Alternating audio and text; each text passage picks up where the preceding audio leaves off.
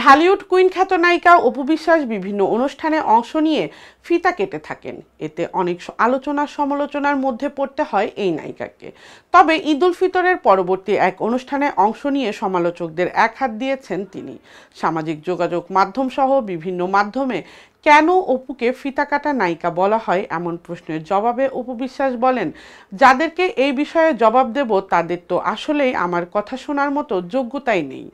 তারপরও বলছি, একজন অভিনেতা অভিনেত্রীর কাজই হচ্ছে মানুষকে বিনোদন দেওয়া।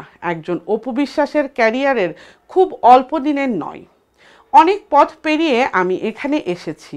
আমি এ অঙ্গনে এসেই যে নায়িকা হয়ে গেছি তা কিন্তু নয়। অনেক উত্থান পতন পেরিয়ে আমি কিন্তু নায়িকা হয়েছি।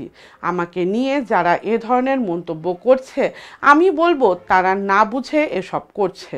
শুধু আমি নয়, এটা অনেকেই করে। এটা তো কাজ, এটা না করার কিছু নেই। অপু আরও বলেন, আমাকে এসব অনুষ্ঠানে নিয়ে যাওয়া হয় প্রচারণার জন্য। আমি গেলে তাদের প্রচারণাটা বেশি হয়, ফলে মানুষের চোখে পড়ে। অন্যরা তো এমন কাজের সুযোগও পান না। অন্যদের নিলে তো এমন প্রচারণা হয় না, তাদেরকে তো কেউ চায় না। ফলে এসব মানুষ আমাকে নিয়ে এমন নেগেটিভ মন্তব্য করে। শুধু তাই নয়, আমাকে নিয়ে কথা বলে অনেকেই ভাইরাল হতে চায়। যাই হোক, এসব কথায় আমি কান দিতে চাই না। এসব কথা নিয়ে ভাবার সময় আমার নেই। আমি আমার মতো কাজ করে এগিয়ে যেতে চাই।